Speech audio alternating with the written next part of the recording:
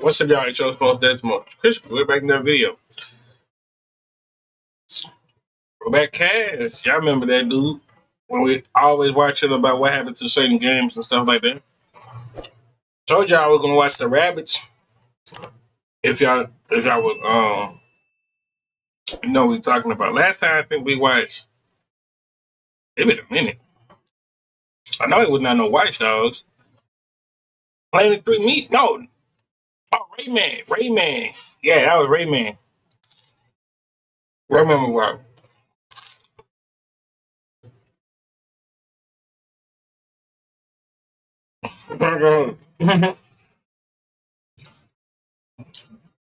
Been a sweet little minute since we've been watching it. But make sure you like, comment, subscribe, follow our social media. Can pop on the screen. We is on the road to 500. If you see me chowing down in the video, I'm tearing down some Taco Bell. That's not going to send my stomach very well at the end of this. Even if you've never played the games, I'm sure you recognize these guys. Yep. These are the Raving Rabbids, a mascot manufactured by Ubisoft to become the next big gaming franchise. From being a mere side character in the Rayman series to becoming a cultural icon through TV shows, commercials, and countless standalone games, the Rabbids have become mainstream. Mario and Rabbids blew the world away with its unprecedented crossover, and today the Rabbids are bigger than ever. But well, they shouldn't be a success. In fact, Ubisoft has been trying to get these guys to become popular for over 20 years now, and their story is surprisingly complicated. So, how did we get here? Why are the Rabbids such an unlikely success, and what happened to Raving Rabbids? The Rabbids, now a brand of their own, started as a spin-off character for Ubisoft's Rayman franchise. Facts. This guy was their first big hit in 1995. Far before the days of Assassin's Creed or Far Cry, and it put the company on the map, selling over 4 million copies. Then came Rayman 2 in 1999, Rayman 3 in 2003, and eventually a spin-off called Rayman Raving Rabbids in 2006. And I played that game too.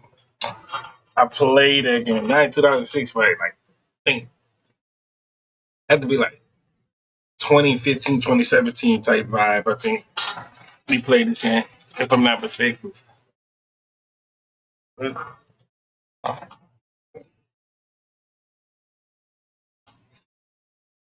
Raving Rabbids was a party game that utilized the new motion controls of the Wii to complete minigames centered around these little characters called Rabbids.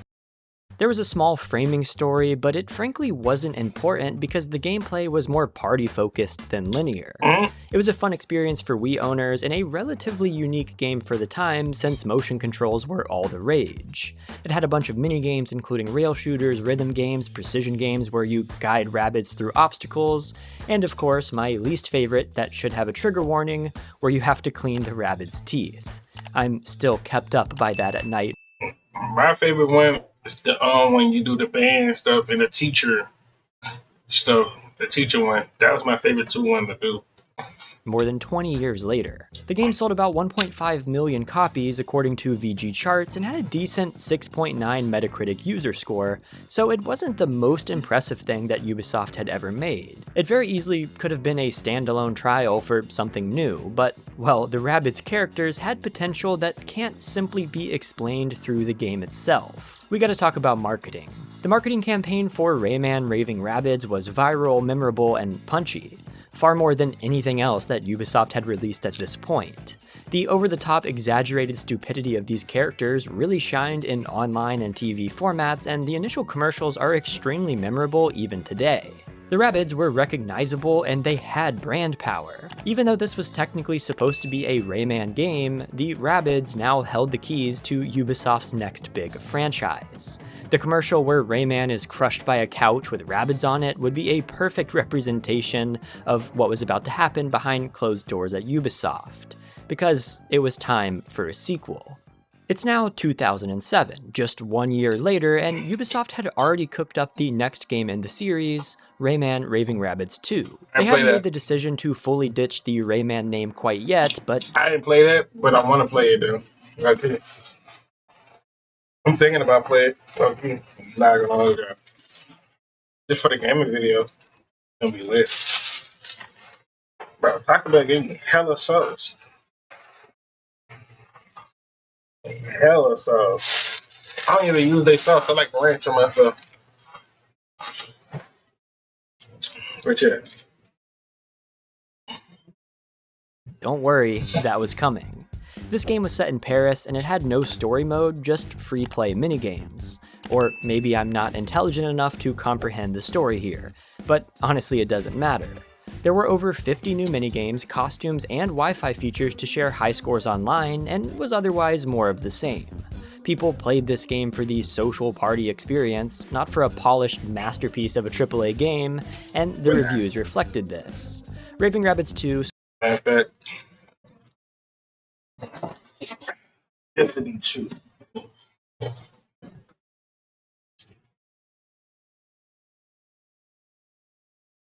Yeah, man.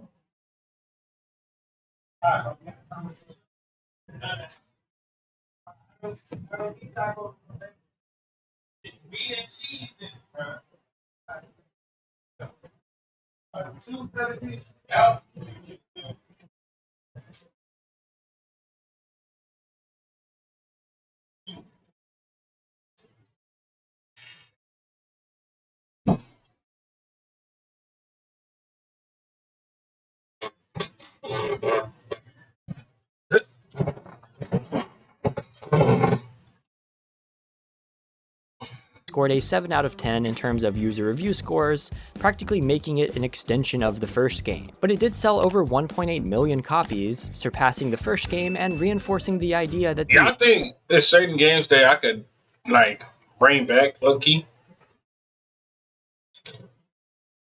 There's certain games I think you can low key bring back to life and stuff like that. Not gonna hold you. There's so many games I could bring back to life, and I think I could do it. I think I could be the one to do it. Bring hella games back to life. Rabbids could become their own series. This really shows when you play these two games back to back. In the first game, the Rabbids feel like background characters, gimmicky, kind of funny, but otherwise forgettable. In the second game, Ubisoft really turned it up to lean into the things that people liked about these characters in the first game. They're more energetic, louder, and just overall more present. This review on Metacritic sums it up perfectly when it says that, quote, "The Rabbids steal the show from Rayman." This mentality carried over into the marketing yet again, creating some of the most iconic early-day Rabbids TV commercials that I'm sure many of you remember from your childhood. Oh, I saw this commercial. With each commercial, the Rabbids were becoming more and more recognizable on their own, and Ubisoft was beginning to turn these little spin-offs into something truly special. They just needed one more title to really cement the idea before the real cash could start flowing in.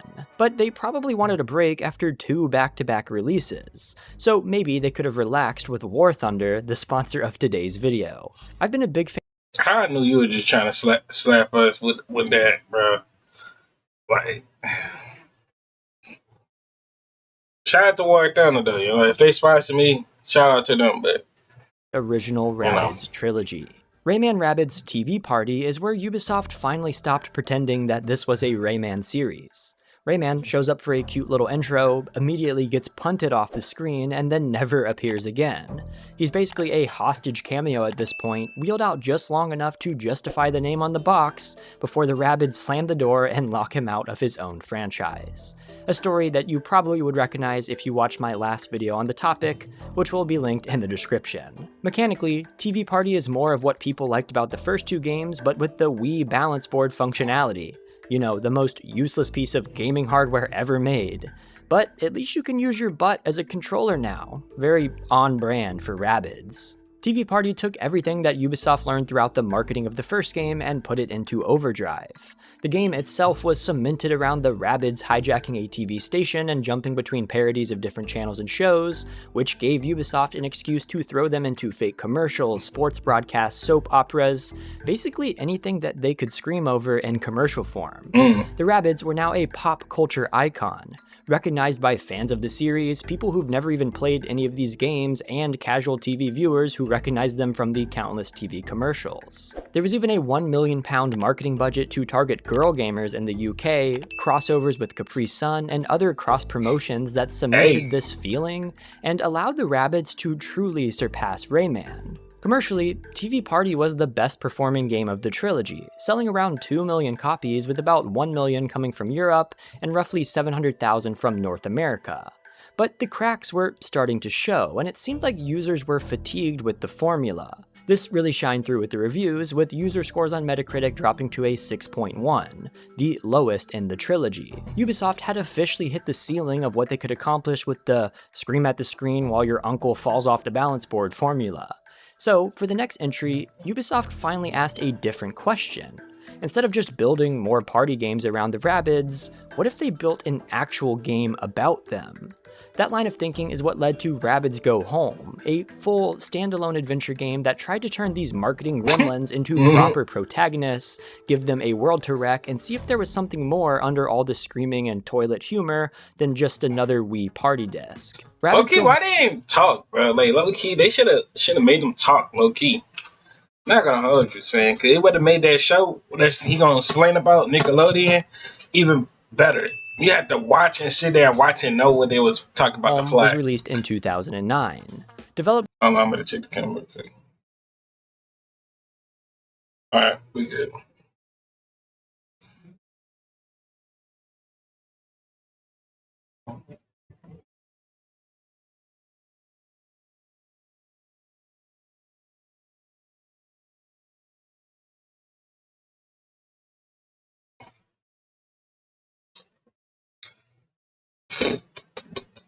By Ubisoft over a 3-year window, it was genuinely a really good game.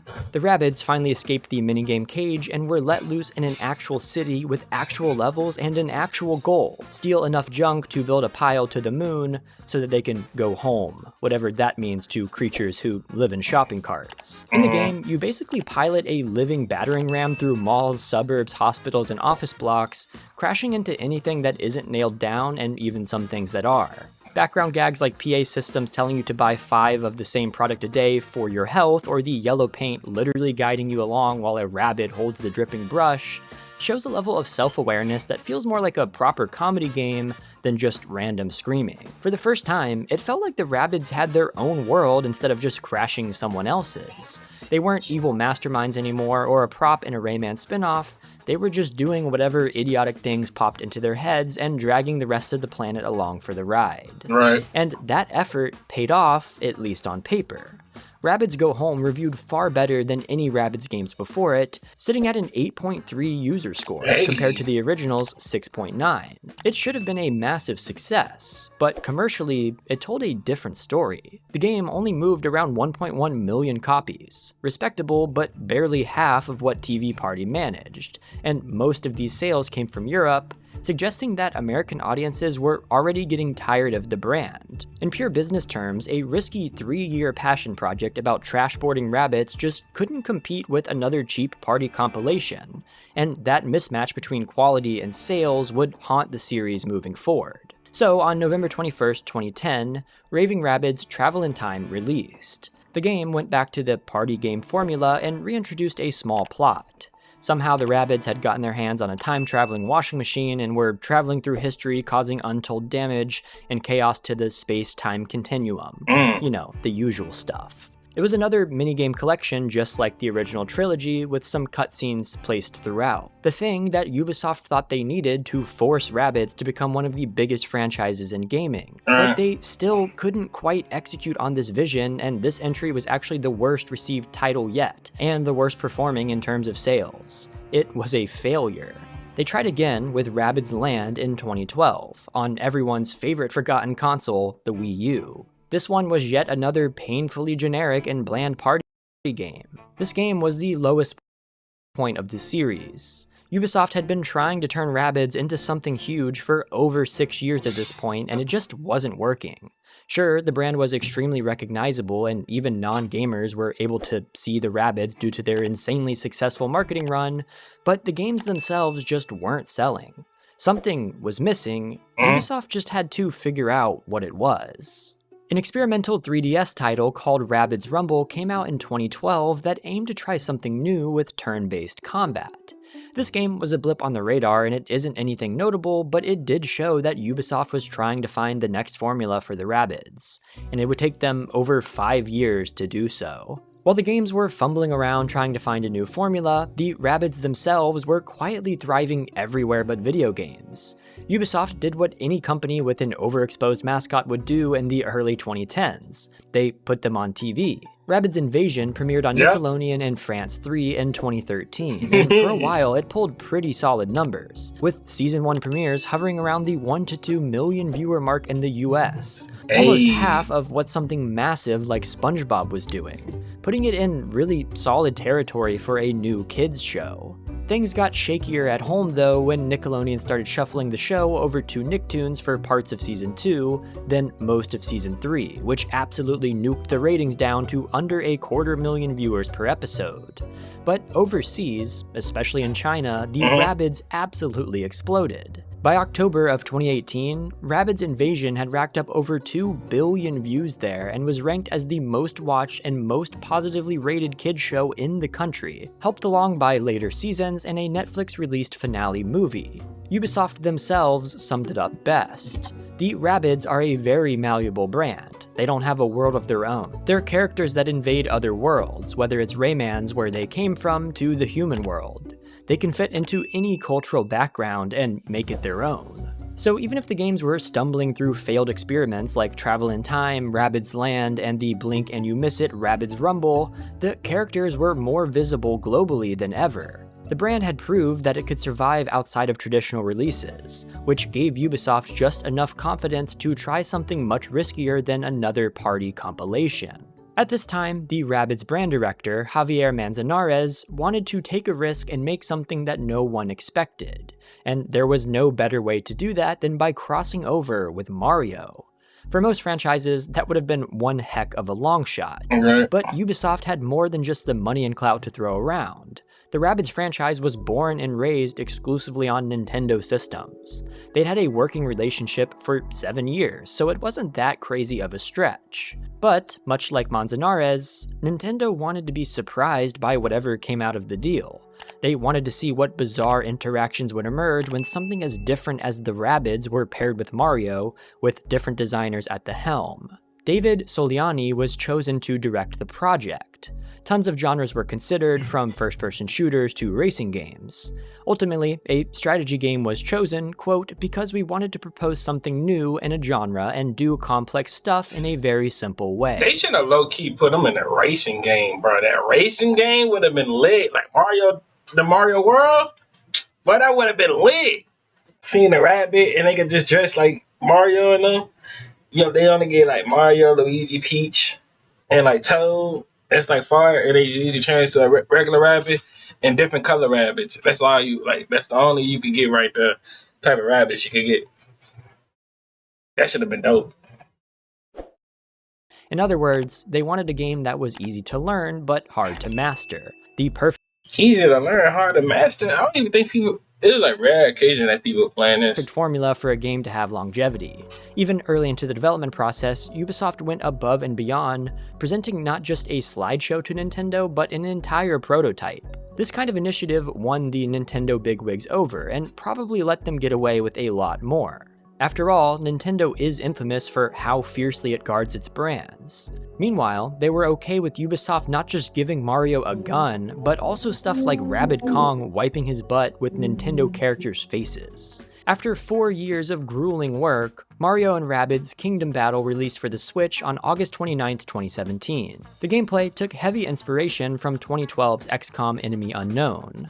A lot of typical strategy mechanics were stripped out to simplify things, with new ones like dash attacks, team jumping, weapons and character abilities, and more introduced to replace them.